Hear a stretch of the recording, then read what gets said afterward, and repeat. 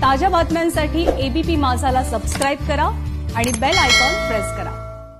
आणि दिवाळीनिमित्त नवी मुंबई महानगरपालिकेच्या मुख्य इमारतीवर विद्युत रोषणाई करण्यात आली होती। पाम बीच रोडवरच्या या पांढऱ्या शुभ्र इमारतीवर रंगीबेरंगी रोषणाईच्या छटा आकर्षणाचं केंद्रबिंदू ठरत होत्या। या रोषणाईला पाहण्यासाठी नवी मुंबईकरांबरोबर पनवेलकरांनी सुद्धा गर्दी केली होती। महानगरपालिकेची इमारत गोल असल्याने सर्व दिशांनी इमारतीचं नयनरम्य दृश्य हे लक्ष वेधून घेत होतं।